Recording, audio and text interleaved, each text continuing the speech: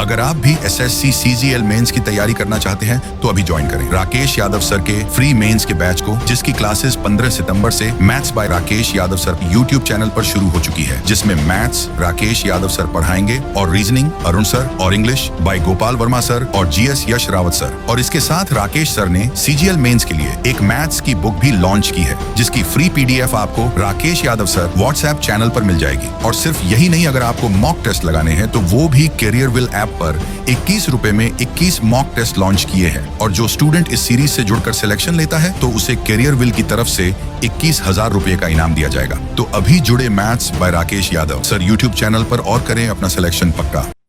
देखिए मेरे बच्चे, अगेन DI का एक क्वेश्चन ले रहा हूँ। DI सच में तूफान और फाड़ डाली हुई है। मजा आ जाएगा भाई DI के सवाल करके। और एक बार यहाँ प्रैक्टिस कर लोगे ना DI की, दोबारा जीवन में DI प्रैक्टिस करने की जरूरत ही नहीं पड़ेगी। सवाल में ये कह रहा है कि जो बार ग्राफ है 2010 से लेके 2013 तक की 4 वर्षों की अवधि में 4 कंपनियां A, B, C और D द्वारा कॉफी के उत्पादन लाख टनों में दर्शाया गया है। ग्राफ का अध्ययन करें और निम्नलिखित प्रश्नों का जवाब दें। यह आपने ग्राफ आराम से देख लेना। सवालों का जवाब क्या मांग रहा है हमसे? वो हमसे कह रहा है कि भैया कंपनी A और C का चारों सालों का जो प्रोडक्शन है वो निकाल लो, और कंपनी B और D का चारों साल का प्रोडक्शन वो निकाल लो। फिर क्या करो कि ये A प्लस C का जो प्रोडक्शन है ये B प्लस D से कितना ज्यादा या कम है, कितना ज्यादा या कम है वो अमाउंट लिखो ऊपर, और नीचे लिखो B प्लस D का ओवरऑल प्रोडक्शन और इंटू कर दो 100। कहता है ये बताओ ये कितना परसेंट है। ये मेरे बच्चे सवाल कह रहा है। एक बार आराम से सवाल को पढ़ो। देखिए मैं टीचर हूं, मेरी हमेशा कोशिश होती है चीजें जितनी देर बच्चा देखे उतनी देर समझे, है ना कि लफेबाजी काटी जाए। देखिए जी, सबसे पहला काम है सवाल ड्राफ्ट करना। हमें B प्लस D का तो टोटल निकालना ही पड़ेगा और चारों सालों का निकालना है। आओ राजा, B और D की बात करें तो बिल्कुल बीच वाले दोनों है ना। अच्छा एक चीज और भी देखना, सारी जगह 0 0 0 0 0 लास्ट में टर्म जुड़ी हुई है, तो 0 को ना भी जोड़े तो कोई दिक्कत नहीं है। तो B और क्या था भाई मेरा, B और D। तो B और D देखेंगे तो B और D, ये पिंक और येलो कलर वाला भाई, आओ यहां जोड़े तो 7 और 12 19, यहां जोड़े 100 और 170 मतलब 10 और 17 27। मैंने क्या किया, सबके 0 हटा लिया। यहाँ 15 और 20 35, और यहाँ 21 और 26 मेरे बच्चे 47। ये तो आया B और D का ओवरऑल चारों सालों का प्रोडक्शन। जोड़ेंगे तो देखो यार, 7 और 5 12, 12 और 7 19, 19 और 9 28 का 8 साल 2, अब 4 और 2 6, 6 और 3 9, 9 और 2 11, 11 और 1 12। ये वैल्यू तो आई मेरे बच्चे 128। तो जो मुझे बेसिक कैलकुलेशन चाहिए थी यहाँ, उसमें B प्लस D तो हर हाल में बटे चाहिए 128 गुना में 100। अब मुझे चाहिए था कि A प्लस C में जो प्रोडक्शन है वो B प्लस D से कितना कम या ज्यादा है। यहां काम करेगा आपका डिफरेंस मेथड। आओ भैया, अब ये देखना, यहां 6 और 5 11 है, जबकि ये था 19, ये 11 था, तो 19 और 11 का डिफरेंस कितना आया 8। मैंने क्या किया है, बड़े वाले को मतलब B और D को बढ़ा ले रहा हूं, ठीक है, ये प्लस 8 है। यहां देखें तो 9 और 19 कितना आया 28, और ये आ रहा था 27, तो यहां कितना कम है, 1 कम है। मेरी बात समझ पाए कि नहीं समझ पाए? यहां देखो 14 और 18 कितना हुआ 32, ये है 35, 3 ज्यादा है। यहां मायना दौड़ाते हैं तो 22 और 25 कितना हो गया 47, तो यहां तो डिफरेंस ही 0 आ गया। तो कुल मिला के 3 और 1 ना 8 और 3 11, 11 में से 1 गया 10। तो यहां से एक बात समझ में आती है कि भाई ये वाली जो वैल्यू है, यानी B प्लस ना A प्लस C वाली जो वैल्यू है वो B प्लस D से इतना कम दिखाई आपको देने लग रही है।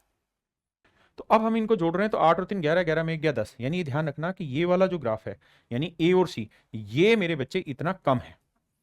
तो कितना आया था 10, तो मेरे भाई ये 10 कम है, इससे परसेंटेज निकालना है। अब आपको दिखाई देगा फ्रैक्शन बन गई 12.5%। यहां से दिखाई दे रहा है कि नहीं दे रहा भाई? 10 से अगर काट रहे हो ये वाली तो फ्रैक्शन आपको दिखाई देगी। तो 128 का 10 कितना परसेंट बनेगा? तो 128 का 10% होना 12.8, तो ये 10 से छोटा आएगा। आपने कहा जी हाँ, तो पहली बात तो लेस आएगा मेरे बच्चे, है ना, तो मोर तो आएगा नहीं, लेस आएगा। कितना कम है? क्या 10% कम है? नहीं सर 10 तो 12.5 आ जाता, तो ये मेरे बच्चे 7.8% कम है। तो मेरा ऑप्शन ए करेक्ट है। आइए मेरे राजा अगले DI के क्वेश्चन पे। सारे के सारे DI बिल्लू भयंकर टाइप दे रखे हैं, और देखो रिपीटिशन तो बहुत ज़्यादा है। ये बात तो सच है कि एनालिसिस शिफ्ट वाइज कराना महामूर्खता है, बच्चों के साथ बहुत बड़ा खेल हो जाता है, क्योंकि क्वेश्चन हूबहू घूम रहे हैं, डाटा बदला जा रहा है बस। कह रहा है दी गई तालिका का अध्ययन करें। कहता है एक सार्वजनिक परीक्षा में उपस्थित होने वाले उम्मीदवार पुरुष और महिला दोनों की संख्या और 2 राज्य एक्स और जेड को, मैं समझाता हूं क्या कह रहा है। कह रहा है स्टेट एक्स में कितने बच्चे अपीयर हुए और कितने क्वालिफाई हुए उसको दिखा रहा है, स्टेट जेड में कितने अपीयर हुए कितने क्वालिफाई हुए उसको दिखा रहा है। यानी स्टेट एक्स में 2008 में 480 बच्चे अपीयर हुए थे, तो उसमें 70% ही बच्चे क्वालिफाई हुए, इन 70 में लड़के लड़कियां दोनों हैं। अब हमसे एक लाइन बोली गई सवाल में, क्या कि भैया तुम्हारी जो कैलकुलेशन है वो किसके इर्द गिर्द घूमनी है, 2010 की। कह रहा है जी 2010 में राज्य एक्स से योग्य उम्मीदवारों की संख्या में से पुरुष से महिला उम्मीदवारों का अनुपात 5:7 है। 2010 में राज्य एक्स में 60% लोग कामयाब हुए, बिल्कुल ठीक है।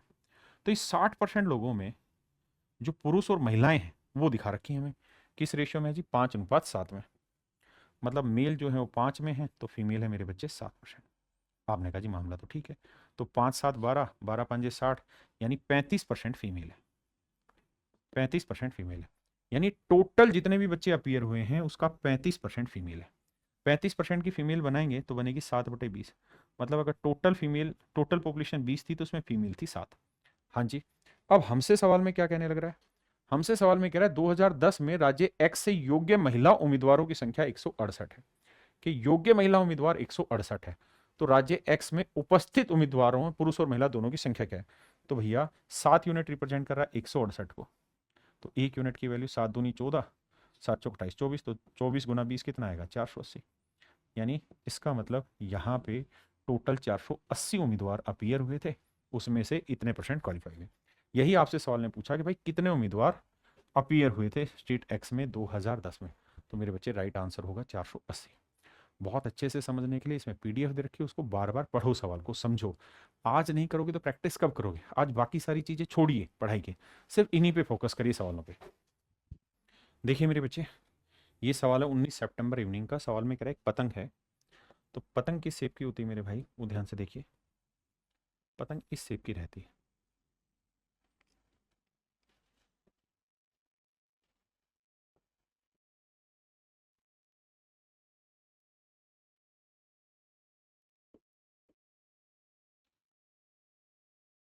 इस शेप की रहती है मेरे प्यारे बच्चों पतंग। और पतंग में जो लॉन्गेस्ट डायगोनल होता है, ये दोनों साइडें बराबर होती है पतंग में, ये दोनों साइडें बराबर होती है। जो लॉन्गेस्ट डायगोनल है वो होगा मेरे राजा ये वाला। और सवाल में कह रहे हैं एबीसीडी में लंबा विकर्ण मेरे बच्चे बीडी है, तो ए बी सी डी में लंबे वाला विकर्ण मेरे बच्चे क्या है, बीडी। बीडी खींचा गया, कह रहा है A B D 54 degree, A B D ये वाला कौन 54 डिग्री। तो मेरे बच्चे जो लॉन्गेस्ट डायगोनल होता है वो बेसिकली एंगल बाइसेक्टर भी होता है, ध्यान रखना, ये 54 डिग्री। ए डी बी 50 है, ए डी बी ये वाला कौन है 50 डिग्री, तो ये वाला भी मेरे बच्चे 50 ही डिग्री रहेगा। अब मुझसे कह रहा है डी सी बी बताइए, तो देखिए डी सी बी निकालना कोई बड़ा काम तो है नहीं, बड़ा ही आसान है, 50 54 104 घटाएंगे तो ये आएगा 76 डिग्री। और यही मेरे बच्चे मेरा राइट आंसर है, कि ऑप्शन बी मेरा यहाँ पे करेक्ट आंसर है। देखिए मेरे बच्चे, ये सवाल है 19 सितंबर इवनिंग का, इलेक्शन का क्वेश्चन है। सवाल में कह रहा है 3 वोटर हैं, 3 उम्मीदवार हैं एक्स वाई जेड। कहता है एक्स को वाई से 30% ज्यादा वोट मिले, यानी इसे 10 मिले तो इसे 13। अगली लाइन में कह रहा है कि जेड को वाई से 25% ज्यादा मिले, यानी वाई को 4 तो जेड को 5, एक ज्यादा। रेशियो लोगे तो 13 चौको 52, या 2 से काटते हैं यार, 52 का आधा 26, और 40 का आधा 20, और भाई 50 का आधा 25। यहां से अल्टीमेटली हमने क्या किया, रेशियो फाइंड आउट कर दिया। अब लड़ाई लड़ते हैं आगे की। क्या सवाल में कह रहा है एक्स ने जेड को 5000 वोटों से पीछे छोड़ दिया, एक्स ने जेड को 5000 वोटों से पीछे छोड़ दिया, तो 26 25 का डिफरेंस 1 यूनिट, 1 यूनिट रिप्रेजेंट कर रहा है 5000 को। तो टोटल वोटर कितने हैं भैया, 26 25 51 और 20 71, तो 1 यूनिट इतना, तो 71 यूनिट की वैल्यू कितनी, यानी इतने वोट कुल मिला के पड़े। और सवाल में कह रहा है वोट ही 71% पड़े, 71% 71/100, तो यानी टोटल वोटर 100 थे तो 71 पड़े थे, तो 71 यूनिट इतना, तो 100 की वैल्यू कितनी। अब आप समझ ही गए, सीधा 5 लाख आंसर आ रहा है। देखिए यार मेरे बच्चे, ऐसे सवाल बहुत सारे मिल रहे हैं पेपर में, करें क्या, इन सारे ही सवालों में एक काम करना है, पूरा सोल्व करने की बजाय ऑप्शन से डायरेक्ट वैल्यू सेटिस्फाई करानी। ये 2 इक्वेशन दे रखी है, कह रहा जी इनमें से कौन सी वैल्यू जो ऐसी है जो इसको सेटिस्फाई करा दे। जब सेटिस्फाई कराने जाओगे तो यहाँ कैलकुलेशन थोड़ी बड़ी बन जाएगी, ये वाली कैलकुलेशन आसान है। मैं इसी में कोशिश करता हूँ, 4x + ay = a²। अब मेरे बच्चे यहां से हमें क्या करना होगा, ऑप्शन सेटिस्फाई कराना। ए की वैल्यू है 6, तो 6 का वर्ग 36। थोड़ा थोड़ा अप्रोक्सीमेशन लेना शुरू करो भाई। x की वैल्यू 28 को इससे भाग देंगे तो 28 को 10 से गुना करेंगे 280, तो 28 को 11 से करेंगे तो 8, 8 और 2 10, 2 एक 3, यानी 308 है, यानी 11 से थोड़ी सी ज्यादा वैल्यू आएगी x की वैल्यू। वहीं y की बात करें तो y की वैल्यू 1 से थोड़ी छोटी रहनी है। अब रख के देखते हैं जी, 4x, तो x की वैल्यू 11 से ज्यादा यानी 44 से ज्यादा आएगी, और y की वैल्यू माइनस मतलब 1 से छोटी रहेगी, और ए वाई है और a का मान 6 है, तो यानी -6 से कम, तो 44 में से 6 घटा के तो 36 कभी आना ही नहीं, यानी ये ऑप्शन तो हमारा गलत है। अब आते हैं सेकंड पे, a का मान 6, x का मान 48, a का मान 6 ले तो 6 का वर्ग 36 आया, x का 48 ले लिया तो आप समझ ही गए तो खतरनाक हो जाएगा, 48 गुना 4 चला गया, ये बहुत बड़ी वैल्यू चली गई। और यहां 6 को 4 से गुना कर भी दूंगा तो 24, और ये प्लस के, और दोनों प्लस करके कभी भी 36 नहीं बनाएगा, इसका मतलब यहां पे भी अप्रोक्सीमेशन गलत जा रहा है। अब आते हैं मेरे बच्चे सी पे, ए का मान है -12, तो -12 का वर्ग क्या हुआ जी 144। एक्स का मान वही डाटा है जो ऊपर था, यानी यहां एक्स का मान देखें तो 11 से थोड़ा बड़ा है, तो 11 से थोड़ा सा बड़ा है, तो यानी 44-45 के आसपास बैठेगी वैल्यू। अब आते हैं यहां y का मान है मेरे बच्चे -25/28, y का मान है मेरे बच्चे 25/28, लेकिन a का मान भी माइनस है ना, तो 12 से गुना करेंगे तो ये लगभग लगभग मेरे बच्चे बैठेगा कितना, 11, तो ये 45 जमा 11 कभी भी 144 के आसपास नहीं आना, तो ये भी गलत है। अब मेरे बच्चों आते हैं लास्ट ऑप्शन पे, देखिए थोड़ी थोड़ी मदद लेनी होगी और अप्रोक्सीमेशन के थ्रू करना होगा। -12 का वर्ग हुआ 144, यहां देखते हैं x का मान 48 है, 48 चौक करेंगे तो 50 चौक 200 हुआ, और 200 से 192 हुआ। अब a की वैल्यू 12 है और y की वैल्यू 4 है, तो भैया 12 चौक 48, देखो सेटिस्फाई हो गया डाटा। इसका मतलब मेरे बच्चे ऑप्शन डी मेरे यहाँ सही स्टेटमेंट है। मैं ऐसा कभी नहीं कह रहा हूं आपको कि यहाँ सोल्व करिए, देखिए सोल्व करने में तो बहुत समय लगेगा, लेकिन हाँ अगर हम थोड़ा थोड़ा अप्रोक्सीमेशन लेके चलें तो हमें चीजें समझ में आ जाती क्या आएगा क्या नहीं आएगा। एक बार दोबारा से समझ के चलते हैं पूरे सवाल को कि हम ऑप्शन को कैसे कैंसिल कर रहे थे। देखिए कुछ मदद तो हमें तुरंत मिल रही थी, जैसा हमने देखा यहाँ इसका उत्तर 11 से बड़ा है, y का उत्तर 1 से छोटा है। मैं पहले में रख रहा था ये 36 आ रहा था, यहाँ 11 से बड़ी रखूंगा तो 44 आएगा, ये 1 से छोटी रखूंगा तो 6 से -6, 44 में 6 गया 36 ही नहीं होता, यानी 10 ही सेकंड में क्रैक हो गया था। दूसरे वाले में a की वैल्यू 6 का वर्ग 36 है। अब आप जानते हैं x भी पॉजिटिव है, y भी पॉजिटिव है, a भी पॉजिटिव, तो इनका जोड़ कभी भी 36 नहीं आएगा, बहुत बड़ा आ जाएगा, तो सेकंड ऑप्शन गलत हो रहा था। थर्ड मैंने चेक किया तो थर्ड में मैंने देखा -12 का वर्ग 144 बन रहा था, और ये डाटा मेरा सेम ही है लगभग, एक्स और वाई, ये वाला एक्स और वाई का डाटा जो ऊपर था वही सेम डाटा था, तो जब वो 36 ही नहीं बन रहा था तो 144 तो बहुत बड़ी चीज हो जाएगी। अब करके भी देखेंगे तो देखो ये आया 44 के आसपास, और -12 को -1 से करेंगे तो +12 आया, तो 44 12 भी सेटिंग नहीं बैठा के दे रहा था। तो मेरे बच्चे फिर थर्ड ऑप्शन पे हम पहुंचे, यानी ना फोर्थ पे, हल्का हल्का सा हमको अप्रोक्सीमेशन पकड़ना होगा, उसी के थ्रू जल्दी से वैल्यू रख सकते हैं, अदरवाइज फिर सोल्व करिए वो बहुत लेंदी प्रोसेस है। देखिए यार बिंदु ए से 7 इकाई त्रिज्या वाले वृत्त पर एक स्पर्श रेखा खींची जाती है। मेरे बच्चे ये सर्कल है, ये कोई पॉइंट ए है, यहां से इसके ऊपर एक टेंजेंट खींची गई, उसी बिंदु से वृत्त पर एक छेदक रेखा खींची जाती है, ए से ही हमने एक ट्रांसवर्सल लाइन खींची थी जो वृत्त को बी और सी पर काटती है। ये बी हो मेरे बच्चे, ये सी। यदि बी और सी की तुलना में ए के बी सी की तुलना में ए के निकट है, ठीक है। यदि बिंदु ए से वृत्त पर रेखा की लंबाई 21 है, ये टेंजेंट 21 है मेरे बच्चे, ए बी की लंबाई 14 है, बी सी की लंबाई बतानी, सर्कल की रेडियस आपको दे रखी है मेरे बच्चे कितनी, 7। यहां तक की बात समझे। अब मेरे बच्चों में इसे एक्स मान ले रहा हूं, आपको पता है नियम है टेंजेंट का वर्ग 21 गुना 21 बराबर 14 गुना 14 जमा एक्स। आपने कहा जी हाँ, देखिए छोटी सी कैलकुलेशन कर लेंगे तो शायद कार्रवाई बन जाए, 7 दूनी 14 7 तिया 21, 2 से काटेंगे तो 21 तिया 63 को 2 से भाग देंगे तो मेरे बच्चे आएगा लगभग 31.5, और 31.5 से 14 घटाएंगे तो 11 में 4 गया 7 और 3 में गया, मतलब 2 में से गया 17.5 के आसपास मेरा आंसर, और 17.5 दे रखा है, तो मेरे बच्चे ऑप्शन डी। रेडियस की जरूरत नहीं, रेडियस करना चाहें तो परपेंडिकुलर डाल के उसको भी सोल्व कर सकते हैं, दिक्कत उसमें भी नहीं है। आइए भाई 19 सितंबर इवनिंग शिफ्ट, सारे बच्चे कह रहे हैं इवनिंग शिफ्ट में पेपर अच्छा आया हुआ। देखो मेरे बच्चे, अगर इस सवाल को डिटेल में समझना है मैं डिटेल समझाता हूँ फिर शॉर्ट समझाता हूँ। डिटेल में क्या है, ये 25 का वर्ग 25 की पावर 4 है, 25 की पावर 4 प्लस ये 25 का वर्ग 625 है, 1250 में 625 गया बचा 625 ही बचा, तो 625 बचा यहाँ, और जमा में मैं 1 की पावर 4, ऊपर की ये कहानी बनी। अगर मेरे बच्चे थोड़ा ध्यान दें तो 25 को अगर मैं a मान लूं तो ये a की power 4 plus a square b square plus b की पावर 4।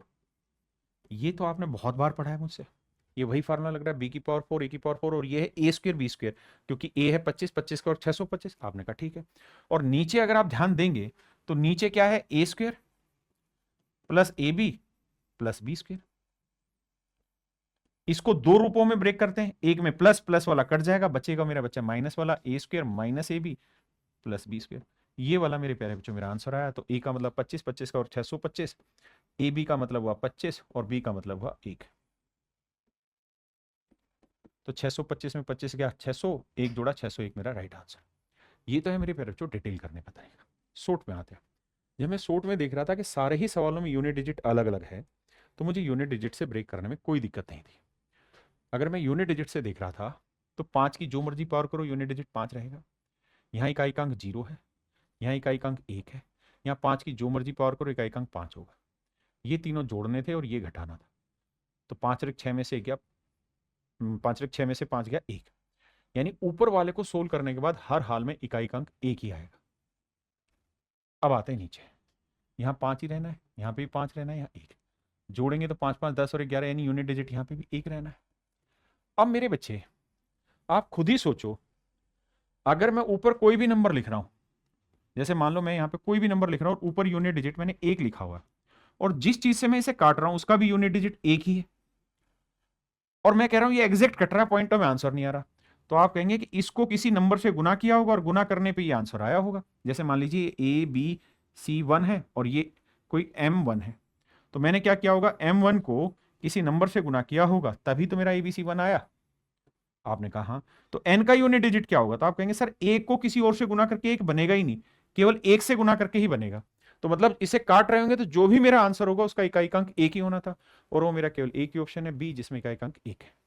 तो आप फार्मूले से भी कर सकते हो और इस बेसिक समझ से भी सवाल को तोड़ सकते थे। मेरे बच्चे सवाल एज का है। सवाल में कह रहे हैं यदि एक परिवार में पति पत्नी और बेटे की कुल आयु 90 साल है, कहता है हस्बैंड वाइफ और सन, इनकी टोटल एज 90 साल।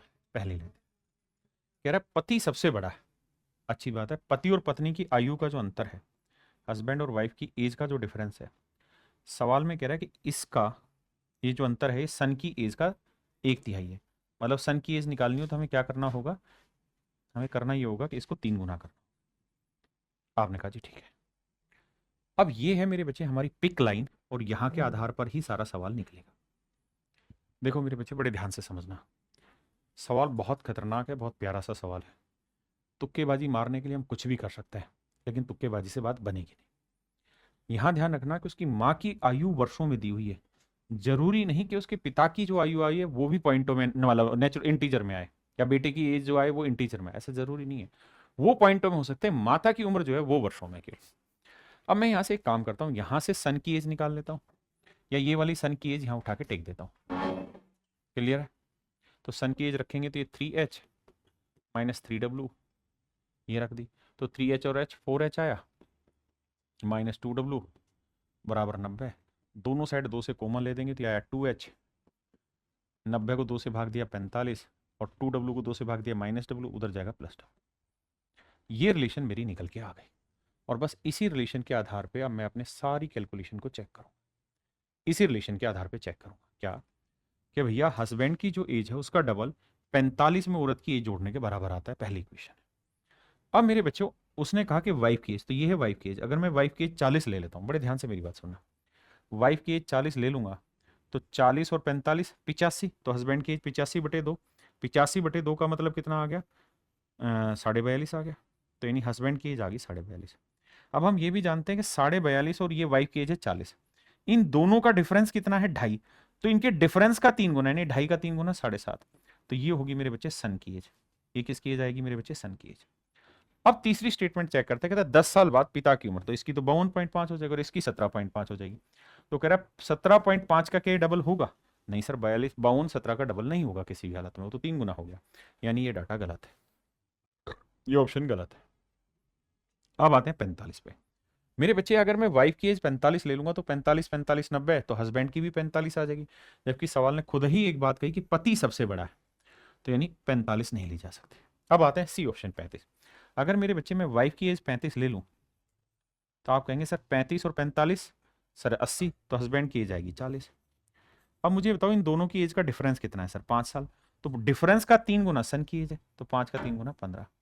अब कह रहा है 10 साल बाद, तो 10 साल बाद ही हो जाएगा 50 का, और ये 10 साल बाद कितने का हो जाएगा जी, 25 का। कह रहा है क्या ये इसका डबल हो रहा है, हाँ सर होने लग रहा है। तो इसका मतलब मेरे बच्चों मेरा ऑप्शन सी यहाँ पे absolutely right correction, right option है। बहुत सारे लोगों ने क्या किया, या बहुत सारे लोग ऐसा सोचते हैं कि भाई 40 इसलिए नहीं ले रहे क्योंकि 40 45 कितना हुआ, 85, 85 का आधा पॉइंटों में आ जाएगा, तो हस्बैंड की एज पॉइंटों में आ ही नहीं सकती। इस गलतफहमी का शिकार बिल्कुल भी मत होइए, बिल्कुल आ सकती है। हमें वो तीसरी कंडीशन भी चेक करनी होगी, इसलिए इस सवाल को मैंने यहाँ पिक किया क्योंकि सवाल अच्छा है। ऑप्शन सी मेरा राइट आंसर। देखिए मेरे बच्चे, सिंगल पावर दे रखी है, 6 पावर पूछी हुई है। पहले क्या कर लो, स्क्वेयर कर लो। तो स्क्वेयर करोगे तो 7√3 का क्यूब 49, और 49 तीय कितना हुआ भाई, 49 तीय 147, और 2 घटाएंगे तो आया 145। तो वर्क करने पे आया मेरे बच्चे 145। ये वैल्यू जानते हो किसकी आई, A square plus 1 by A square की। अब मेरे बच्चों अगर मैं इसका क्यूब कर दूंगा तो पावर 6 आ जाएगी। तो क्यूब का नियम क्या है, इसका क्यूब करो, इसका क्यूब करो, और माइनस कर दो 3a, यानी 3 गुना 145। अब मेरे बच्चे 5 की जो मर्जी पावर रखिए, यूनिट डिजिट 5 आएगा, 3 को 5 से गुना करेंगे, इकाई अंक 5 आएगा, 5 में से 5 गया 0, यानी जो भी मेरा आंसर होगा उसका इकाई अंक 0 होगा, और इकाई अंक 0 केवल ऑप्शन ए में है। और ये मेरा सवाल नहीं है, 19 सितंबर मॉर्निंग का क्वेश्चन है। आप सवाल से लड़ने मत जाना, आप सवाल को ऑप्शन से तोड़ने जाना यहाँ, है ना। डिटेल सोल्व क्यों करना है इतनी लंबी कैलकुलेशन। देखिए यार, कह रहे vendor started selling vegetable at 10 rupees पर किलोग्राम। एक दुकानदार ने 10 रुपए के भाव से सब्जियां बेचनी शुरू की, लेकिन उसे इस दर पर खरीदार ही नहीं मिला, इसलिए उसने कीमत घटाकर 7.2 रुपये प्रति किलोग्राम कर दी। मतलब जो चीज़ वो पहले 10 रुपए की दे रहा था, अब वो 7.2 रुपए की दे रहा है। अगर डेसिमल में मज़ा नहीं आ रहा है तो एक जीरो यहाँ लगा सकते हैं, और हम इसका मतलब ये हुआ पहले 100 की दे रहा था तो अब 72 की दे रहा है। बहुत बढ़िया, लेकिन वो चीटिंग कर रहा है, और वो हर 1 किलो पे 900 ग्राम की चीटिंग कर रहा है। मतलब दिखा रहा है 1000 ग्राम लेकिन दे रहा है 900 ग्राम। तो कैलकुलेशन करनी है। देखो बाबू, 2 जीरो से 2 जीरो गया, 1 जीरो से 1 जीरो गई, 9 से काटा 8, यानी अल्टीमेटली उसकी कीमत में चेंज आ जाएगा 10 से 8। यानी जो चीज़ पहले 10 थी अब वो कीमत 8 रह जाएगी। तो कितने की कमी होगी, 2 की। 2 पे 10 की कमी यानी 20%।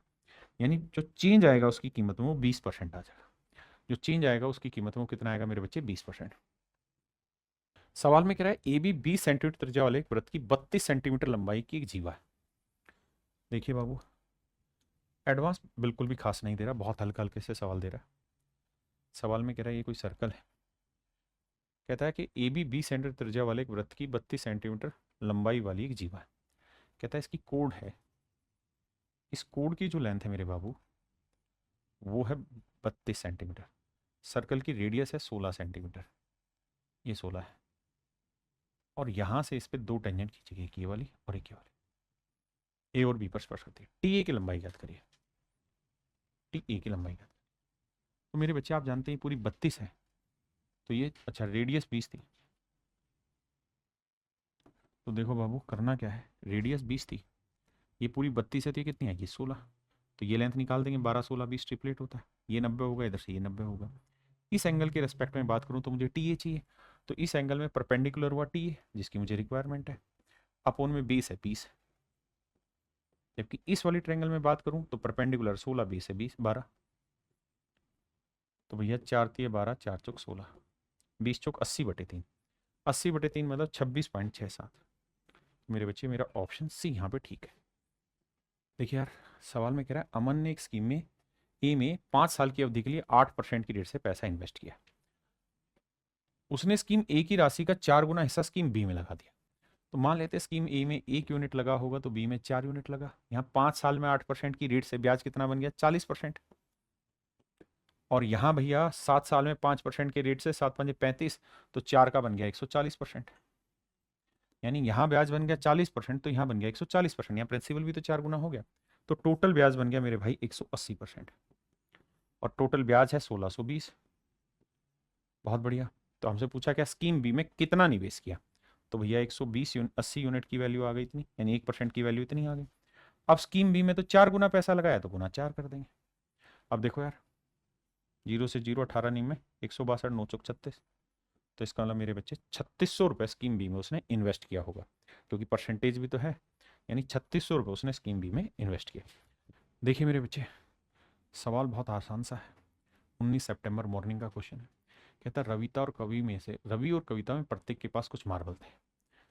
अगर मुझे डिटेल पढ़ाना हो तो मैं ऐसे कहूँगा, मान लो रवि के पास आर थे और कविता के पास के मार्बल थे। सवाल में कह रहा है कविता के पास 12 मार्बल ज़्यादा थे, यानी रवि से 12 मार्बल ज़्यादा थे, यानी रवि के पास अगर आर मार्बल थे तो कविता के पास आर प्लस 12 थे, ऐसा वो कह रहा है। अब अगली लाइन में बाबू कह रहा है अगर उनमें प्रत्येक के पास एक एक मार्बल ज़्यादा होता, यानी इसके पास आर प्लस 1 होते और इसके पास आर प्लस 13 होते, तो कह रहा है कविता के पास जितने मार्बल होते उनकी संख्या का 3 गुना, इसकी संख्या का 3 गुना, रवि के पास जितने मार्बल होते उनकी संख्या के 4 गुने के बराबर होते। कैलकुलेट करेंगे, आर की वैल्यू आ जाएगी।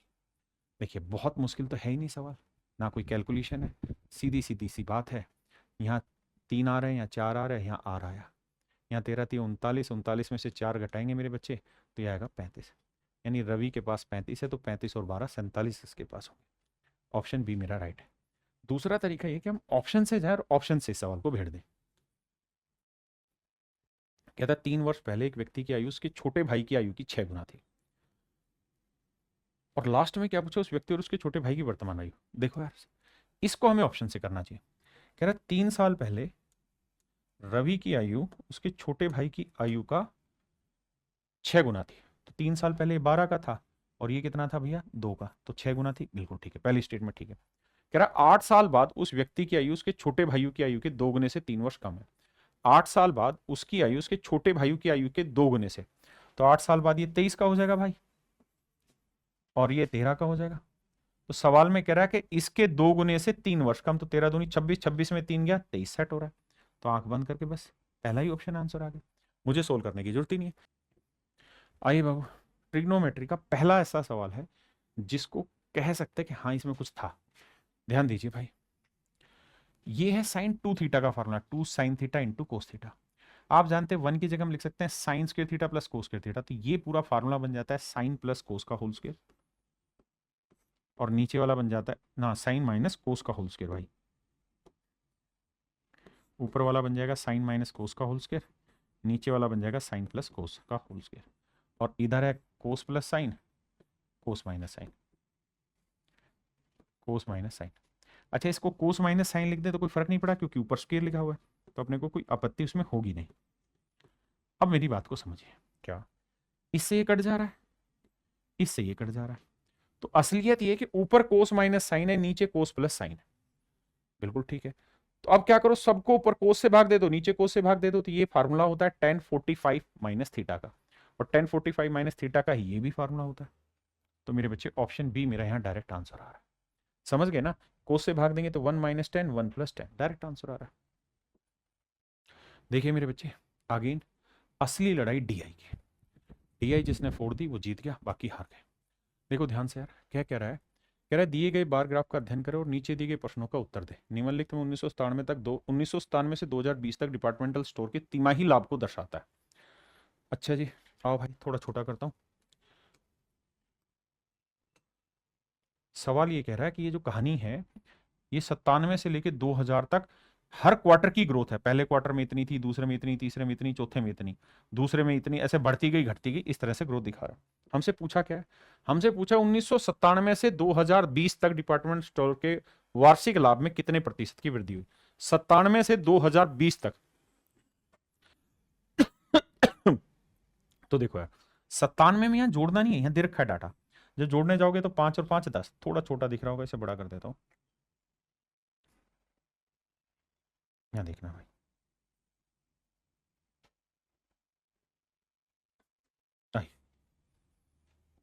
इसे जोड़ेंगे मेरे बच्चे तो 5 5 10, यहाँ से ले 3 और 1 4 और 1 3 और 1 4, 4 और 9 13, 13 और 7 20 और 1 21, 1 और 1 2 और 2 4, तो ये जो जोड़ा आया मेरे बच्चे ये आया 410।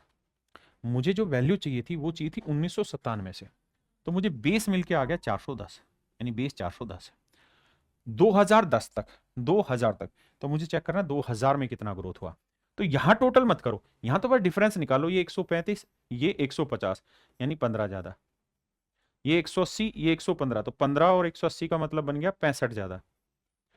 यहां 210 है, यहां 90 है, तो ये कितना ज्यादा बैठ गया भाई? ये तो आ गया तुम्हारा 120 ज्यादा।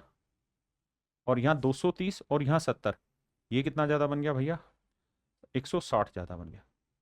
तो टोटल जो ग्रोथ हुई है वो 15 और 65 कितना हो गया भाई? 80, 80 और 20, 200, 360। तो 360 की ग्रोथ हो गई है यहाँ पे, यानी 2000 में 360 की ग्रोथ। हमें देखना है ग्रोथ कितनी हुई है। बेस ईयर जरूर रखना था, तो बेस आ गया, तो ये 360 है। अब कह रहा है जी इसका कितना परसेंट है। ये अब कैलकुलेशन बड़ी है, क्योंकि चारों के चारों ऑप्शन में बटे 41 है। अब मेरे बच्चे देखिए, ऑप्शन से तो फंसना है क्योंकि सभी में बटे 41 है। अब मुझे एक बात ईमानदारी से सोच के बताना थोड़ा सा, क्या अगर मान लो यहाँ 36 है और यहाँ 41 की जगह 40 लिखा होता, तो आप कहते 4 धाई 40, 4 नीम 36, 9/10, तो मेरा आंसर आता 90%। आपने कहा जी हाँ बात तो सही है, लेकिन यहाँ 40 नहीं 41 लिखा हुआ है। बिल्कुल ठीक बात है। तो नीचे जितनी बड़ी वैल्यू लिखोगे उत्तर उतना छोटा आएगा। और कितना छोटा आएगा? लगभग 1/41। 1/41 मतलब लगभग 2.25% के आसपास छोटा लिखना है। यानी 2.25% के आसपास अगर छोटा लिखोगे तो मेरे बच्चे 90 में से 2 गया तो बचा 88। 88 में से भी पौन घटाएंगे तो यानी 87.5 के आसपास आएगा। और मेरे बच्चे 87.5 के आसपास यहाँ केवल और केवल मेरा ऑप्शन सी ही दिखाई दे रहा है, बाकी कोई 87+ की रेंज में है ही नहीं। तो डायरेक्ट मेरा यहाँ ऑप्शन सी आ गया। देखिए भाई, सवाल में कह रहा है किसी वस्तु की कीमत में लगातार 2 वृद्धि की जाती है। अंतिम कीमत 2295 है, शुरुआती कीमत 1000 थी। तो 1000 से कोई चीज 2295 हो गया तो 1295 का ग्रोथ हुआ किस पे? 1000 पे।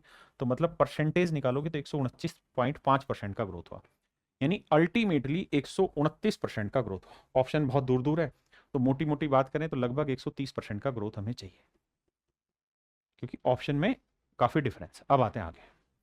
अब कह रहा है कि दूसरी बार में जो प्रतिशत वृद्धि थी वो पहली बार से दोगुनी थी। सेकेंड टाइम में जो हमने परसेंटेज ग्रोथ की है वो पहले वाले से डबल थी। तो मेरे बच्चे सवाल ने पूछा दूसरी बार कीमत में कितनी वृद्धि की, तो मेरे बच्चे हमें ध्यान रखना है कि आंसर आना चाहिए 130 के आसपास। अगर मैं 35% ले लूं सेकंड टाइम, तो इसका मतलब फर्स्ट टाइम तो इसकी आधी रही होगी 17.5। इन्हें जोड़ के सक्सेसिव लगा के कभी 130 पहुंच सकते हो? कभी नहीं पहुंच पाओगे, ये तो बन ही नहीं सकता। ना 35 बनेगा ना 25 बनेगा। आंख बंद करके बच्चा आंसर लगा देगा कि सर ये दोनों नहीं होंगे, क्योंकि ये सेकंड ईयर की ग्रोथ दे रखी है, फर्स्ट की तो इससे आधी थी। अगर मैं 65 लेता हूं तो 65 का आधा पॉइंटों में जाएगा, कैलकुलेशन में दिक्कत है। मैं 70 लेता हूं तो 70 का आधा कितना आया? 35। इसको दौड़ा सकता हूं, यहां सक्सेसिव लगाऊंगा तो 70 और 35 हो गया 105। और सर जब इसे 7 से गुना करूंगा तो 7 5 35, 7 21 और 3 24। तो सर ये आया 24.5। जोड़ के देखूंगा तो एग्जैक्ट 129.5% की ग्रोथ आने लग रही है, जो मुझे चाहिए। तो मेरे प्यारे बच्चों, मेरा ऑप्शन सी यहां राइट आंसर। हमें डिटेल करना ही नहीं है, सीधा सीधा ऑप्शन से स्क्रूटनाइज करना है कि कौन सा लिया जा सकता है कौन सा नहीं। देखिए मेरे बच्चे ध्यान से मेरे सवाल को, सवाल में क्या कह रहा है यहाँ पे? कह रहा है कि x बाई वाई और y बाई एक्स की वैल्यू निकालनी है। मेरे बच्चे x को अगर आप ध्यान से देखें तो इसे हम ऐसे लिख सकते हैं √6 जमा √4, और y को हम लिख सकते हैं √6 माइनस √4 प्लस, इसका उल्टा करें तो यहाँ √6 माइनस √4 और √6 प्लस √4। ये देखने में दिखाई नहीं दे रहा आपको कि क्या लिखा हुआ है यहाँ पे? सिर्फ इतनी बात को देखिए और कुछ देखिए ही मत। -3 को मैं बाद में देखूंगा, बाकी चीजों को बाद में देखूंगा, ऑप्शन से बढ़ाना भी बाद में सिखाऊंगा। सिर्फ इतनी बात समझाओ कि ये बात समझ में आती कि नहीं आती। आप कैसे हैं? बिल्कुल आती है। इसका क्या तरीका बताया था मेरे बच्चे? मैंने तरीका बताया था twice of A into B, twice of A into B, या twice of A square plus B square. यानी यहाँ ए को 6 मान रहे हैं, बी को 4 मान रहे हैं, तो मेरे बच्चे ये आएगा 6 जमा 4। और नीचे क्या आता है मेरे बच्चे? ए माइनस बी, तो 6 में से 4 गया 2, तो 2 से 2 गया, तो ये 10 10 का वर्क करा 100, 100 में से 3 गया मेरे बच्चे 97, मेरा आंसर। ये बात पल्ले पड़ती कि नहीं पड़ती? भाई ये सिखाया है कि नहीं सिखाया? √a plus √b, √a minus √b, ये इसका उल्टा लेंगे तो यहाँ आएगा twice of a plus B बटे में a माइनस बी, कट के आंसर आ गया। दूसरी चीज आपको ये पता है, ये परफेक्ट स्क्वायर है, इसमें से 3 घटा के आंसर आ रहा है, तो आंसर में 3 जोड़े, 42 में 3 जोड़े क्या 45 परफेक्ट स्क्वायर है? नहीं। 35 में 3 जोड़ा 38 परफेक्ट स्क्वायर है। 22 में 3 जोड़ा 25 बन सकता है स्थान में। यानी या तो बी आंसर होता है या डी आंसर होता, बाकी ए और वो तो आंसर ही नहीं हो रहे थे, या सी। तो आइए मेरे बच्चे, बहुत प्यारा सवाल है, मैं इसको बड़ा कर दूंगा ग्राफ को। सवाल में कह रहा है कि भाई 4 शहर हैं, 1 2 3 4, चारों शहरों में जो जनवरी फरवरी मार्च अप्रैल मई और जून, कितने महीने हुए? 5 6 महीनों का डाटा दिया है। ये 6 महीने का डाटा हर एक आंकड़े पे दिया हुआ है। अब सवाल क्या है वो पढ़ते हैं। हमें कह रहा था average number of deaths that occur during April across all the cities. तो कहता है अप्रैल में सभी शहरों में, ड्यूरिंग अप्रैल अक्रॉस, तो अप्रैल में सभी शहरों में जो मृत्यु हुई है उसका औसत निकाल के बताइए अगले पूर्णांक तक पूर्णांकित है। आइए, पहली बात तो हमें अप्रैल पकड़ना। अप्रैल ये येलो कलर वाला है भाई, इसको थोड़ा बड़ा करता हूं ताकि आप समझ पाए। तो बोल, देखिए दिख रहा है। अब देखो मेरे बच्चे, अप्रैल था येलो कलर वाला। यहां अगर अप्रैल में डाटा देखोगे तो कितना है 860, यहां कितना है 765। में गोले मार देता हूं ताकि समझ में आ जाए। ये 860 लिखा हुआ है, ये 765 है। यहां अप्रैल में देखेंगे 960 है, और यहां अप्रैल में देखेंगे मेरे बच्चे 1148 है। अब मेरे बच्चे मुझे इन चार आंकड़ों का औसत निकालना है। तो एक तरीका तो ये है कि मैं चारों को जोड़ूं और 4 से भाग दे दूं। दूसरा तरीका मेरे राजा ये है कि मैं अपनी तरफ से कुछ औसत मानूं और उसको फिर एडजस्ट करूं। तो इसके लिए ऑप्शन पे जाते हैं। ऑप्शन में देखना है तो सारा ही खेल 900 के आसपास का घूम रहा है, तो मैं क्या करता हूं, अपनी तरफ से औसत 900 मान ले रहा हूं। अगर मेरे बच्चे में 900 औसत मान लूं अपनी तरफ से, तो बस मुझे ये बताना मेरा बेटा, क्योंकि मुझे निकालना तो अल्टीमेट एवरेज है, कि 900 से कितना कम था 40। ये 900 से कितना कम है 765 है ना, तो ये 135 कम है। दिखाई दे रहा है कि नहीं दे रहा है? ये 60 ज्यादा है मेरे बच्चे, और ये तो तूफान मचा देगा, 248 ज्यादा है। बस हमें डिफरेंस को कैलकुलेट करके सेट करना होता है। अब ध्यान से देखोगे तो मेरे बच्चे यहां क्या करो, माइनस माइनस वाला जोड़ लो, 135 और 40 175, यानी माइनस का 175, और प्लस प्लस वाले जोड़ लेते हैं तो 60 और 248 308। सेट करोगे मेरे बच्चे, 8 में 5 गया 3, 10 में 7 गया 3, और यहाँ दो दो में से गया 133, यानी ये आंकड़ा अभी भी औसत से 133 ज्यादा है। तो 133 को 4 से भाग दोगे तो भैया 4 तिये 12, 4 तिये 12 यानी 33 ज्यादा, मतलब 933 से थोड़ा सा ज्यादा होगा आंसर। मेरे बच्चे 933 से ज्यादा ना ये है ना ये है ना ये, तो ऑप्शन बी मेरा राइट आंसर है यहाँ पे। हाँ है ना?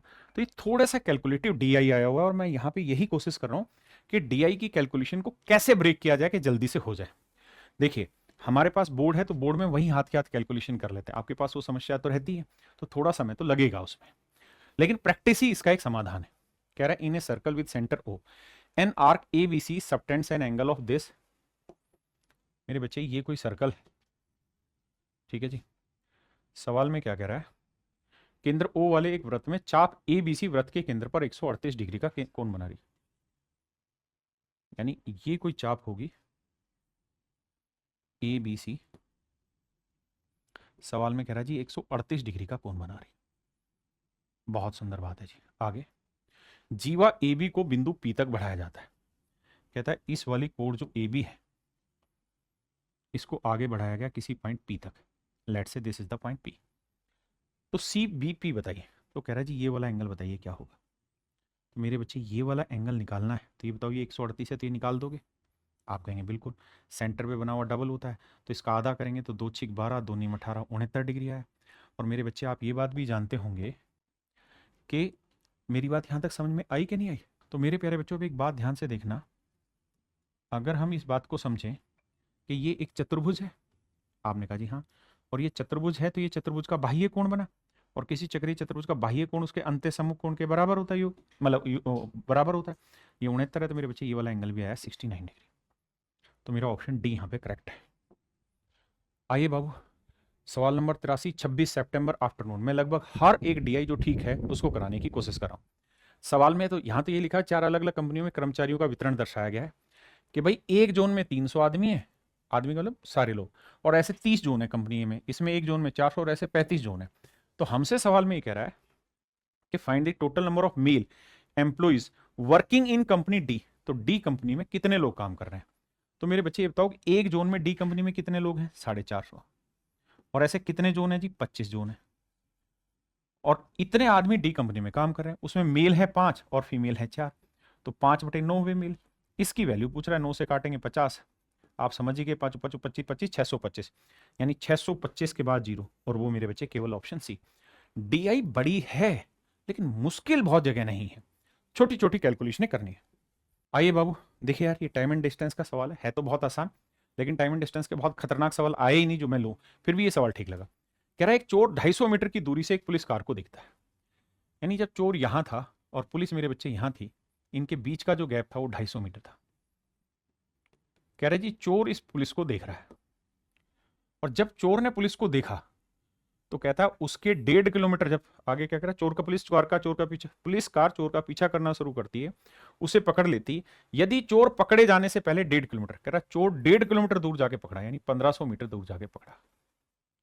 तो मेरे बेटा एक बात बताना, पुलिस यहां से भागी, उसी समय चोर यहां से भागा, तो चोर ने तो 1500 मीटर दूरी चली पकड़े जाने के लिए, लेकिन पुलिस ने तो उतनी ही देर में 1750 मीटर दूरी चल दी ना, 250 पहले पीछे भी तो थे।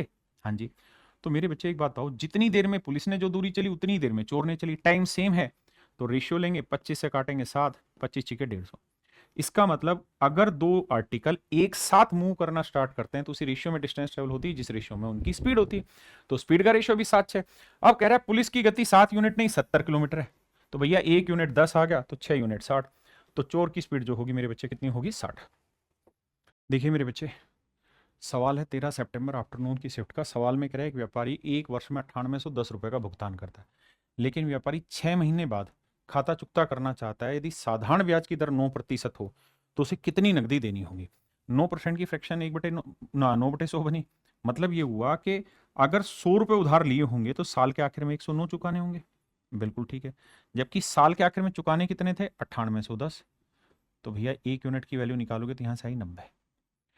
1 यूनिट की वैल्यू 90 आई। लेकिन हुआ क्या मेरे बच्चे, कि जो पैसा आपने 100 रुपए उधार लिया था या 100 यूनिट उधार लिया था, अगर आप 1 साल बाद चुकाते तो 109 देने होते, लेकिन आप कब चुकाना चाह रहे हैं जी, हम 6 महीने बाद। तो फिर 9% नहीं ना, इसका आधा ब्याज लगेगा, 4.5 रुपया ब्याज लगेगा, तो आपको चुकाना होगा 104 रुपये 50 पैसे। तो जो पहले चुका रहे थे अब उससे कितना ज्यादा चुकाना होगा, मतलब कम चुकाना होगा, तो 4.5 रुपये कम ब्याज देना होगा। तो भैया पहले आप 9810 चुकाने लग रहे थे, अब 4.5 यूनिट कम चुकानी पड़ेगी, तो 90 यूनिट, 1 यूनिट 90, तो इसकी वैल्यू 9 चौक 36 और 9 5 45, 405, यानी आपको 405 रुपए कम देना होगा जो पहले देते। तो 9810 में से 5 घटाएंगे तो यूनिट डिजिट 5 आएगा। 5 कहाँ है, केवल एक ही ऑप्शन है, तो ऑप्शन डी। बहुत सारे लोग ये कहेंगे यहां से प्रिंसिपल निकाल लो, फिर इसका या 109 यूनिट इतना तो 104.5 कितना कैलकुलेशन करो। तो जो आपको ठीक लगे वैसे कैलकुलेशन करिए, कोई दिक्कत दूर दूर तक नहीं है। क्लियर है भाई यहां तक? आइए, इस सवाल में मिश्रण का सवाल है।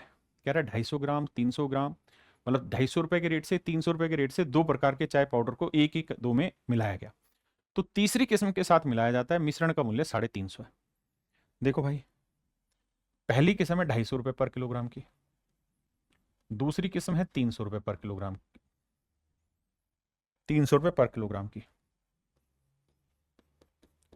और तो तीसरी कीमत है उसका हमको पता नहीं है, वो हमको निकालनी, और हमको जो इन्हें मिलाना था वो 1:1:2 में मिलाना था, 1:1:2 के रेशियो में मिलाना है। और सवाल में कह रहा है कि मिश्रण का जो प्राइस है वो 350 रुपए पर किलोग्राम है। मिश्रण का प्राइस 350 रुपए पर किलोग्राम, बिल्कुल ठीक है।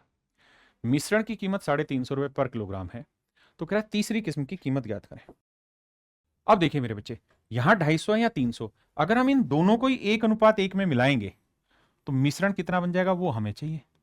इन दोनों को मिलाएं 1:1 में तो क्या होगा, तो आप जानते हैं 1 और 1 2, तो यानी इस डिफरेंस को 2 हिस्सों में बांट दो, तो 50 को 2 हिस्सों में बांटेंगे तो 25 यहाँ 25 यहाँ। इसका मतलब एक्चुअल में ये जो मिश्रण होगा ये 275 रुपए पर किलोग्राम का बनेगा। देखिए जिनको भी कंफ्यूजन हो, क्योंकि 3 वाले में बहुत सारे आंसर आ सकते हैं, कंफ्यूजन है तो वेटेड एवरेज से करो, है ना। अब इन दो का 275 आ गया, इन दो का आ गया 275, और 2 ही किलो यहां से हैं, तो भैया इन 2 किलो का 275 आ गया। अगले 2 किलो का क्या प्राइस रखें कि मिश्रण का रेट 350 बन जाए। आप कहेंगे जी कोई दिक्कत ही नहीं है, रेशियो सेम आ रहा है, तो भैया 350 से 75 गया, 75 आया, तो यहाँ पे भी 75 आया, 350 में 75 जोड़ा 425, यानी यहाँ जो तीसरी चीज मिलानी पड़ेगी वो हमें 425 रुपए पर किलोग्राम की मिलानी पड़ेगी। ये तो था सवाल, आप डिटेल ना मिश्रण से, नहीं तो भैया फिर ऐसे इसका रेट मान लेते एक्स, तो ये 250 हो गया, ये 300 हो गया, और ये 2x का हो गया, तो 3 2 5 550 जमा 2x कोस्टिंग हो गई, और टोटल क्वांटिटी 2 और 1 3 और 1 4, और ये बराबर दे रखी कितनी 350। इक्वल रखेंगे, सोल्व करेंगे, कहानी खत्म। देखिए बाबू, सवाल में कह रहा है एक ही घोल की, इस शब्द को ध्यान से देखना, एक ही घोल की मतलब एक ही टाइप का सॉल्यूशन है, यानी पहले वाले में अगर मिल्क वाटर 2-3 है तो दूसरे में मिल्क वाटर 2-3 है, एक ही टाइप का मतलब यहां पे है। कहता है अलग अलग मात्राएं हैं, 2 अलग अलग डब्बे हैं, एक डब्बा ये और एक डब्बा ये। अब कह रहा है जी पहला वाला जो कंटेनर है उसमें ए और बी टाइप के 2 चीजें हैं, ये 252 है और ये मेरे बच्चे हैं 441 लीटर। और कह रहा है जी जो दूसरा बर्तन है वो 1188 लीटर का है, तो इसमें भी ए और बी होंगे भैया। बिल्कुल ठीक बात है सर। तो कह रहा है दूसरे कंटेनर में बी की मात्रा बताओ। अब हम ये बात तो जानते ही हैं कि ए और बी जिस अनुपात में यहां होंगे उसी अनुपात में यहां होंगे, क्योंकि उसने कहा एक ही घोल की, मतलब एक ही टाइप के घोल की। तो रेशियो निकालते हैं, कैसे आएगा जी? 5 2 7 2, 9 से भाग जा रहा है, 9 दूनी 18, 9 8 72। हाँ जी, 9 दूनी 18, 7 बचा 9 8 72 और 9 चौक 36 भैया, 9 9 81, 7 चौक 28 और 7 7 49, 4:7। तो यहाँ पे भी रेशियो 4:7 ही होगा। तो बी वाला हिस्सा तो 7 का मल्टीपल होना चाहिए। आपने कहा हाँ, क्योंकि 1188 को 4 7 में बांटेंगे तो बी का 7 का मल्टीपल होना चाहिए। अब यहाँ जल्दी जल्दी से देखो, 7 गया 65 भाग जाएगा नहीं, 7 गया 52 भाग जाएगा नहीं, 7 से 7 गया 56 भाग चला जाएगा, 60 भाग जाएगा नहीं। तो हमें कुछ दिक्कत ही नहीं। ऑप्शन बी डायरेक्ट आंसर आ रहा है मेरे बच्चे। पहला डीआई है जिसमें उसने मीन मीडियन मोड के बारे में चर्चा कर ली है, तो इसलिए मैं इस डीआई को ले रहा हूं। सवाल बहुत आसान है। कह रहा है the given graph represents the data on the ages of various children. अलग अलग बच्चों के बारे में बातें हो रही हैं। ये है बच्चों की उम्र, 1 साल वाले 20 बच्चे हैं, 2 साल वाले 50 बच्चे हैं, 3 साल वाले भैया 70 बच्चे हैं, 4 साल वाले 50, 5 साल वाले 20 बच्चे हैं। ऐसे दे रहा है एज डिस्ट्रीब्यूशन ऑफ चिल्ड्रन, और यहां दे रखा है नंबर ऑफ चिल्ड्रन। इसको छोटा करके मैंने यहां बना दिया। अब मुझसे पूछ क्या रहा है, what is the difference between the mean and mode of the ages not of the number of students. ध्यान देना, यहां गड़बड़ कर गया। वो यहां कह रहा है कि इनकी आयु के मीन और मोड का डिफरेंस बताना है, नंबर ऑफ स्टूडेंट्स का नहीं, कहता है इनकी आयु का। तो मेरे बच्चे 1 साल 2 साल 3 साल 4 साल 5 साल, तो ये तो सीक्वेंस में डाटा, अगर सीक्वेंस में है तो मीन भी 3 है, और मेरे बच्चे नंबर ऑफ स्टूडेंट किस एज ग्रुप में ज्यादा है, 70 वाले, ये भी 3 है। तो मेरे बच्चे मीन भी 3 हो गया, मोड भी 3 आ गया, तो डिफरेंस कितना आ गया, 0। हाँ है ना। आइए बाबू, ट्रिग्नोमेट्री के थोड़े ठीक सवाल मिल रहे हैं। सवाल में कह रहा है m इक्वल टू ये, y इक्वल टू ये, फाइंड द इसकी वैल्यू। मैं क्या करता हूँ, मुझे पता है कि भाई m का यहाँ पे यूज है, y का भी मुझे डायरेक्ट यूज करना है। मैं a एंगल रख लेता हूँ कुछ कैपिटल ए। तो एंगल a को क्या रखा जाए, तो कोस 0 होता है 1, तो भैया सेकेंड 0 रख लेते हैं, यानी 0 रख लेते हैं। अगर इसे 0 रखते हैं तो ये 1 हो गया, तो m का मान आ गया a, m का मान डायरेक्ट आ गया a। और मेरे बच्चे यहाँ tan 0 0 होता है, तो y का मान आ गया 0। फायदा क्या हुआ, y 0 लेने से कट गया है ना, y 0 लेने से ये खत्म हो गया, यहाँ y है नहीं। अब b का मान क्या था हमें पता ही नहीं था, लेकिन m का मान था a, तो ये आया a स्क्वायर b स्क्वायर। अब यहाँ क्या, a का मान 0 और कोस 0 का मान 1, तो +1। तो मेरे प्यारे बच्चों, मेरा राइट डायरेक्शन जो होगा वो 1 + a square b square answer होगा। तो मेरे बच्चे ऑप्शन डी मेरा यहाँ पे राइट आंसर होगा। आइए बाबू, 13 सितंबर इवनिंग शिफ्ट का डीआई है। कहता है the following table shows the percentage population of 4 states below poverty line and the male to female ratio both above and below the poverty line. कहता है निम्नलिखित तालिका 4 राज्यों की गरीबी रेखा से नीचे की प्रतिशत जनसंख्या और गरीबी रेखा से ऊपर की प्रतिशत जनसंख्या में पुरुष महिला का अनुपात दिखा रही है। मतलब ये बिलो पुअर्टी लाइन वाले हैं, ये पुअर्टी लाइन से ऊपर वाले लोग हैं, और इनमें मेल और फीमेल का क्लासिफिकेशन है। और ये टोटल पॉपुलेशन का पी में 13% है, 19 से 11 और ये 15%। ऐसे सवाल दिखाने लग रहा है। यहां ध्यान देना, ये दिखा रखा है percentage of population below poverty line के, पुअर्टी लाइन से नीचे के कितने लोग हैं। तो 13% अगर पुअर्टी लाइन से नीचे के, तो बाकी 87% अबव होंगे। अब इसी डाटा को छोटा करके एक ही स्लाइड पे ला रहा है। हमसे सवाल में पूछ रहा है, यदि राज्य क्यू और एस की जनसंख्या 14,700 है, क्यू और एस दोनों की जनसंख्या 14,700 है, ये रही भाई 14,700 है, तो इन राज्यों में गरीबी रेखा से नीचे रहने वाले पुरुषों की कुल संख्या क्या। तो बड़ा ही आसान है, क्यू और एस में जो टोटल जनसंख्या 14,700 और कह रहा है इन राज्यों में गरीबी रेखा से नीचे, तो ये है बिलो पोवर्टी लाइन। तो इसमें कहता है पुरुषों की जनसंख्या ज्ञात करनी है, कितनी होगी। अब इसमें एक छोटी सी गलती है, और वो गलती ये कि इंग्लिश में तो ठीक लिखा है 14,700 ईच, लेकिन यहां गलत है कि यदि प्रत्येक राज्य या प्रत्येक लिखना है। अब मेरे बच्चे लैंग्वेज ठीक हो गई, तो इसका मतलब 14,700 ही एक में, 14,700 ही दूसरे में। तो आप 14,700 के मारो, इसका मतलब ये क्यू और एस दोनों की टोटल पॉपुलेशन सेम है। तो क्यू की जितनी भी जनसंख्या होगी मेरे प्यारे बच्चों, क्यू की जितनी भी जनसंख्या होगी उसमें 19% बिलो पोवर्टी लाइन है, 19% बिलो पोवर्टी लाइन है, यानी इतने लोग बिलो पोवर्टी लाइन है। और उसमें भी मेल कितने हैं, 2/7। बिल्कुल ठीक है। यहां तक हमें कोई दिक्कत नहीं। अब आते हैं आगे। एस में टोटल जनसंख्या का 15%, तो एस ये टोटल जनसंख्या का 15% यानी 15/100। ये बात भी सही है सर। और इसमें मेल कितने हैं भैया? 1/7। अब मेरे राजा ये तो हम सब जानते ही हैं कि भाई एस और क्यू दोनों बराबर है। एस और क्यू क्या है मेरे बच्चे? दोनों बराबर। तो क्यू और एस तो मैं बेशक कॉमन भी ले सकता हूं। बाकी चीजों में मुझे दौड़ाना है दिमाग कि क्यू और एस तो बराबर है, यानी 14,700 तो दोनों में कॉमन आ जाएगा। और कॉमन क्या आ रहा है? बटे 700 भी कॉमन आ रहा है। तो यहां 19 दूनी 38 बचा और यहां 15 बचा, तो 38 और 15 कितना हो गया भाई? 53। तो यह आया 53। 2 जीरो से 2 जीरो, 7 से काटेंगे, 7 दूनी 14, 7 एकम 7। तो 21 को 53 से गुना करेंगे तो यूनिट डिजिट 1 या 3, वो सिर्फ एक ही ऑप्शन में आ रहा है, तो ऑप्शन सी मेरा डायरेक्ट आंसर है। ठीक है जी, हिंदी में गड़बड़ थी यहां, बस प्रत्येक राज्य लिखना था, बाकी सारी चीजें सही है। तो मेरे प्यारे बच्चों, अब आपके मैंने 90 क्वेश्चंस की वीडियो बना दी है और ये 90 के 90 क्वेश्चंस की वीडियो आपके पास अवेलेबल हो गई है। 30-30 क्वेश्चंस की वीडियो बन गई है। अब आखिरी 30 क्वेश्चंस की वीडियो मेरे बच्चे, जब तक आप इस वीडियो को देखेंगे तब तक आपको मिल जाएगी। इन तीनों वीडियो से आपने दो ही चीजें समझनी है। डीआई कैलकुलेटिव नहीं है, लेकिन देखने में कैलकुलेटिव लग रहा है। यहां पे बहुत ज्यादा जरूरत है चीजों को पढ़ के समझने की, यानी उस मानसिकता की। तो आराम से उस वीडियो को देखिए, इसको, इससे पहले वाली दोनों को देखिए और समझिए चीजों को, फिर आगे बढ़िए। दूसरी चीज ये कि मेंस में जो सवाल रहेंगे वो रहेंगे ऐसे ही, लेकिन कैलकुलेटिव होंगे। वही काम मेरे बच्चे मैं मेंस की क्लास में करा रहा हूँ, रोज शाम 9 बजे फ्री चलती है, तो उस बैच को ज्वाइन कर लीजिए, फ्री ऑफ कॉस्ट है। अब मिलते हैं मेरे बच्चे अगले में। जब तक आप इसे देखेंगे तब तक अगली वीडियो आ चुकी होगी।